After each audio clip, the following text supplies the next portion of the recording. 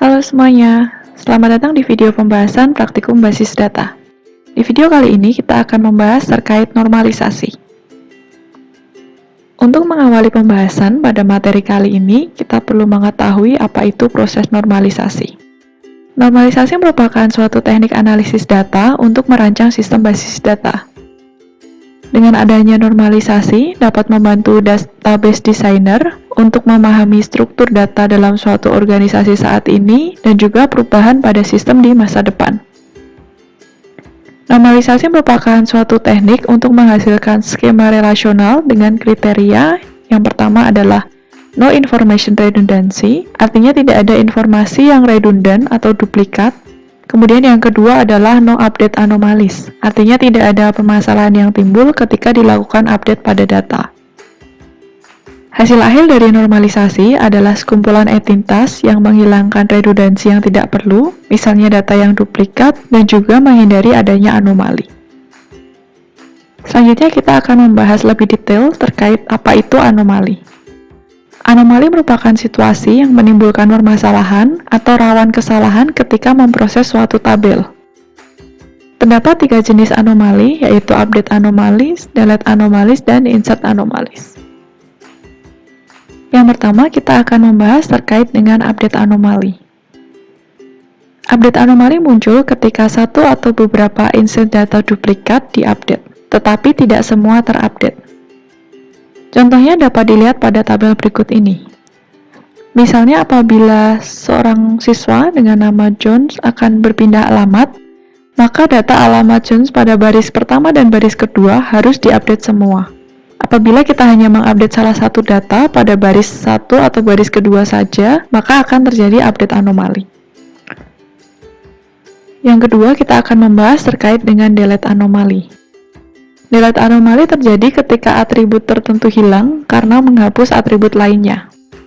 Contohnya dapat dilihat pada tabel berikut ini. Apabila siswa dengan student name S30 meninggalkan course, maka seluruh informasi terkait course Maths dan course Computing akan hilang. Hal ini disebabkan karena siswa yang mempunyai student number S30 adalah satu-satunya siswa yang mengambil course Computing dan course Maths. Selanjutnya kita akan membahas terkait dengan insert anomali. Insert anomali terjadi ketika atribut tertentu dimasukkan ke dalam database tanpa adanya atribut lainnya. Hal ini merupakan kebalikan dari delete anomali. Contohnya dapat dilihat pada tabel berikut ini. Jadi pada kasus ini kita tidak dapat menambahkan suatu course baru, kecuali setidaknya ada satu siswa yang terdaftar di course tersebut. Selanjutnya kita akan membahas terkait dengan tahapan-tahapan dalam normalisasi. Proses normalisasi menerapkan serangkaian tes pada suatu relasi untuk menentukan apakah memenuhi atau melanggar persyaratan bentuk normal yang diberikan. Ketika suatu tes gagal, relasi didekomposisi menjadi relasi yang lebih sederhana. Semakin tinggi bentuk normal, semakin dapat menangani anomalis pada suatu relasi. Terdapat 3 bentuk normal yang diusulkan oleh Codd. Yang pertama adalah normal bentuk pertama, normal bentuk kedua, dan normal bentuk ketiga. Semua bentuk normal ini didasarkan pada dependensi fungsional di antara atribut-atribut suatu relasi. Selanjutnya kita akan membahas terkait dengan langkah-langkah normalisasi. Normalisasi mengikuti proses bertahap dengan serangkaian aturan. Langkah-langkah normalisasi sebagai berikut ini. Langkah pertama yaitu memilih sumber data dan kemudian mengkonversikannya ke Unnormalized Table atau UNF, atau disebut juga dengan bentuk tidak normal. Selanjutnya langkah kedua adalah mengubah UNF menjadi First Normal Form atau yang disebut dengan bentuk normal pertama. Caranya adalah dengan menghilangkan perulangan grup dalam bentuk multi-valued atribut atau kombinasi atribut dalam data yang sama. Hasil dari bentuk normal pertama adalah setiap atribut dalam tabel yang bernilai atomik atau tidak dapat dibagi lagi. Selanjutnya, langkah ketiga adalah mengubah tabel bentuk normal pertama menjadi tabel dengan bentuk normal kedua yang disebut dengan second normal form. Hal ini dilakukan dengan menghilangkan ketergantungan parsial, jadi semua atribut non-key memiliki functional dependency pada primary key secara utuh. Kemudian langkah yang keempat adalah mengubah tabel dalam bentuk normal kedua menjadi bentuk normal yang ketiga. Caranya adalah dengan menghilangkan ketergantungan transitif. Jadi tidak ada atribut non-key yang memiliki ketergantungan dengan atribut non-key yang lainnya. Perlu diketahui bahwa terkadang data masih dapat mengalami anomali pada bentuk normal ketiga. Apabila hal ini terjadi, transformasi mungkin dapat dilanjutkan ke bentuk normal yang lain. Langkah selanjutnya yang dapat dilakukan adalah mengubah bentuk normal ketiga menjadi Boyce Codd Normal Form atau BCNF dengan menghilangkan anomali-anomali hasil dari ketergantungan fungsional. Kemudian langkah selanjutnya mengubah tabel dalam bentuk BCNF menjadi tabel dalam bentuk normal keempat. Caranya adalah dengan menghilangkan ketergantungan multi-value. Kemudian langkah selanjutnya yaitu mengubah tabel bentuk normal keempat menjadi tabel dengan bentuk normal kelima dengan menghilangkan anomali-anomali yang tersisa. Selanjutnya kita akan membahas contoh proses normalisasi hingga normal ketiga menggunakan suatu contoh kasus tertentu. Perlu diketahui bahwa normalisasi ini merupakan teknik bottom-up untuk mendesain database dan biasanya didasarkan pada sistem yang ada. Proses normalisasi dimulai dengan menganalisa dokumen seperti laporan atau screen layout dari suatu sistem. Pada contoh ini kita akan menggunakan Project Management Report yang menggambarkan laporan proyek yang sedang dikerjakan oleh pegawai atau karyawan. Laporan ini harus dinormalisasi terlebih dahulu. Contoh ini akan menunjukkan proses normalisasi hingga ke bentuk normal ketiga dan menjelaskan 4 tahapan normalisasi yang akan dilakukan. Berikut ini merupakan gambaran dari laporan project management suatu perusahaan. Dapat dilihat pada gambar ini terdapat beberapa informasi, misalnya terkait dengan project code, kemudian project title, project manager, project budget. Kemudian terdapat tabel yang menjelaskan informasi terkait dengan pegawai yang terlibat dalam proyek tersebut. Dapat dilihat juga di bawah terdapat field hasil perhitungan seperti total staff yang mengerjakan proyek tersebut dan hourly rate rata-rata atau rata-rata tarif per jam dari pegawai yang bekerja dalam proyek tersebut. Langkah pertama yang dapat kita lakukan adalah mengubah sumber data yang dipilih menjadi unnormalized table atau disebut juga dengan tabel bentuk tidak normal. Proses ini dilakukan dengan membuat kolom tabel untuk setiap item data dari sumber data dengan mengabaikan semua field perhitungan yang dapat diturunkan dari informasi lain, seperti total staff atau average hourly rate. Kemudian langkah kedua adalah memasukkan representatif data sampel ke dalam tabel. Pada contoh ini, beberapa pegawai dapat bekerja pada beberapa proyek. Pada perusahaan ini, pegawai yang sama juga dapat bekerja ke proyek yang berbeda dan dengan gaji per jam yang berbeda pula. Kemudian langkah ketiga adalah memasukkan semua atribut data duplikat. Pada contoh ini, informasi terkait proyek seperti proyek code, project name, dan seterusnya akan duplikat apabila ada 2 atau beberapa pegawai yang bekerja pada proyek yang sama. Duplikat data dengan atribut yang berulang ini akan diproses pada langkah selanjutnya. Kemudian langkah yang keempat adalah mengidentifikasi primary key untuk tabel tersebut. Kita dapat memberikan garis bawah pada atribut yang menjadi primary key. Hasil dari langkah pertama berupa tabel yang tidak normal dapat dilihat pada gambar berikut ini. Tabel ini terdiri dari beberapa field, yaitu project code, project title, project manager, project budget. Kemudian terkait dengan pegawai, yaitu employee number, employee name, department number, department name, dan hourly rate. Pada tabel berikut dapat dilihat bahwa masih terdapat atribut yang memiliki data yang duplikat, terutama data yang terkait dengan proyek seperti data project code, project title, project manager, dan project budget. Selanjutnya, langkah kedua adalah mengubah unnormalized table menjadi first normal form atau disebut juga dengan tabel bentuk normal pertama dengan memindahkan atribut yang berulang menjadi suatu tabel baru yang unik, artinya tidak berulang lagi. Proses pada langkah kedua ini dilakukan dengan yang pertama, mengidentifikasi atribut berulang, kemudian kita memindahkan atribut berulang menjadi suatu tabel baru dengan satu salinan key dari unnormalized table, kemudian mendefinisikan suatu key untuk tabel baru. Key dari unnormalized table selalu menjadi bagian dari key tabel baru atau yang disebut juga dengan compound key. Nilai key ini harus unik untuk setiap entitas yang ada. Hasil dari langkah kedua berupa tabel dalam bentuk normal pertama dapat dilihat pada gambar di bawah ini. Setelah menghilangkan data yang duplikat, atribut yang berulang dapat diidentifikasi dengan mudah. Pada tabel sebelumnya, atribut employee number, employee name, department number, department name, dan hourly rate berulang. Jadi terdapat kemungkinan atribut-atribut tersebut akan muncul lagi lebih dari satu kali untuk setiap proyek code. Artinya bisa saja pegawai terlibat dalam dua proyek yang berbeda.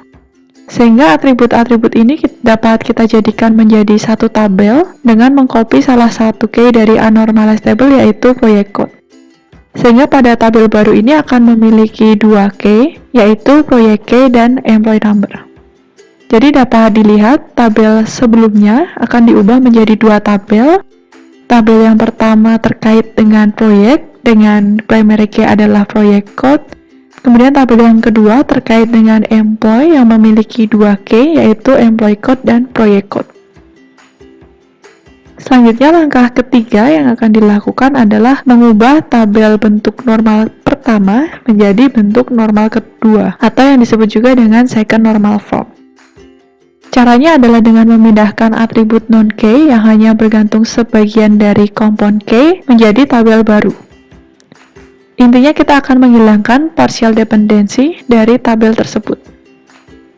Yang kita perlu perhatikan pertama adalah kita perlu mengabaikan tabel dengan simple key atau tabel tanpa atribut non-key. Tabel ini akan langsung menuju bentuk normal kedua tanpa ada perubahan. Selanjutnya kita akan mengecek setiap atribut non-key apakah atribut ini bergantung pada satu bagian compound key saja atau tidak.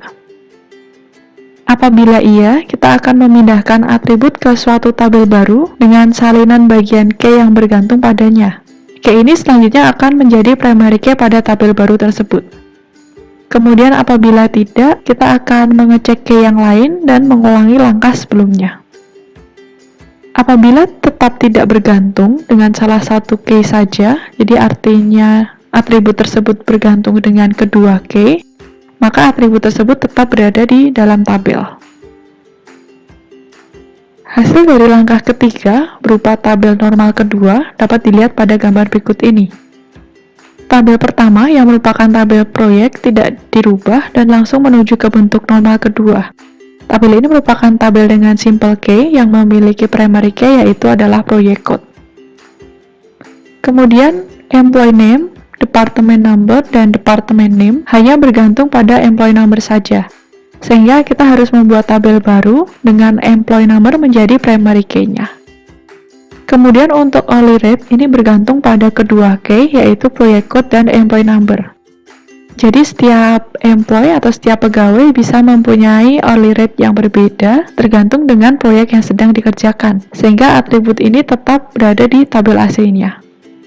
Jadi tabel kedua akan dipecah menjadi dua tabel, yaitu tabel employee yang berkaitan dengan informasi pegawai, dan tabel proyek employee yang menjelaskan hourly rate dari setiap pegawai yang mengerjakan suatu proyek.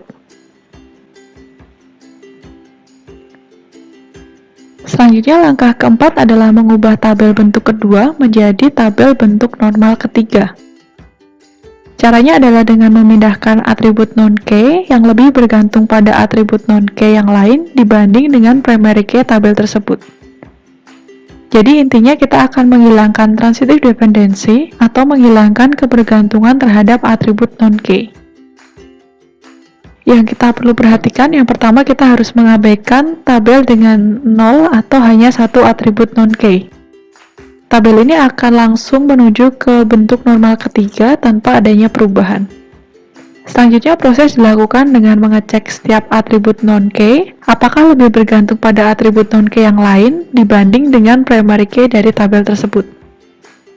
Jika iya, maka kita akan memindahkan atribut yang lebih bergantung ke atribut non-key bersama dengan satu salinan atribut non-key yang bergantung tersebut ke tabel baru. Kemudian kita membuat atribut non-key di mana atribut lain bergantung padanya menjadi key di tabel yang baru. Selanjutnya kita biarkan atribut non-key tersebut di tabel aslinya dan kita tandai sebagai foreign key. Hasil dari langkah keempat berupa tabel normal bentuk ketiga dapat dilihat pada gambar di bawah ini. Yang pertama, tabel proyek yang merupakan hasil dari langkah sebelumnya, bentuknya tetap. Kemudian tabel proyek employee yang menjelaskan hourly rate dari setiap pegawai yang mengerjakan suatu proyek langsung menuju ke tabel bentuk normal ketiga. Hal ini disebabkan karena tabel ini hanya mempunyai satu atribut non-key saja, yaitu hourly rate. Kemudian untuk tabel employee dapat dilihat bahwa atribut department name lebih bergantung pada department number daripada employee number, sehingga harus dipindah ke tabel baru, di mana department number akan menjadi primary key di tabel baru dan akan menjadi foreign key di tabel employee. Baiklah, sebelumnya telah dijelaskan terkait dengan aturan normalisasi dan juga proses normalisasi menggunakan contoh kasus tertentu. Selanjutnya kita akan mensummary aturan normalisasi yang telah dijelaskan sebelumnya. Normalisasi dimulai dengan membuat suatu unnormalized table, dan biasanya proses normalisasi ini akan selesai dengan 4 tahap, dan kita akan mendapatkan tabel dengan bentuk normal ketiga. Proses normalisasi mungkin terlihat rumit, namun apabila kita mengikuti aturan sepenuhnya dan tidak melewatkan langkah apapun, maka solusi yang tepat akan didapatkan. Kemudian apabila suatu aturan dihilangkan, kemungkinan besar akan mendapatkan tabel yang terlalu sedikit, atau kita akan mendapatkan tabel dengan key yang salah. Kemudian berikut ini merupakan tipe bentuk normal yang telah dijelaskan sebelumnya. Yang pertama adalah first normal form atau bentuk normal pertama. Suatu tabel berada dalam bentuk normal pertama apabila tidak memuat kolom yang berulang. Kemudian yang kedua adalah second normal form atau bentuk normal kedua. Jadi suatu tabel berada dalam bentuk normal kedua apabila berada dalam bentuk normal pertama dan hanya memuat kolom yang bergantung penuh pada suatu key atau primary key. Kemudian yang ketiga adalah tabel bentuk normal ketiga atau third normal form. Suatu tabel berada dalam bentuk normal ketiga apabila berada dalam bentuk normal kedua dan semua kolom non-key bergantung pada primary key. Apabila nilai kolom non-key bergantung pada nilai kolom non-key yang lain, atau biasanya kita sebut dengan transitive dependency, maka kolom yang bergantung pada item non-key tersebut akan dipindahkan ke tabel lain.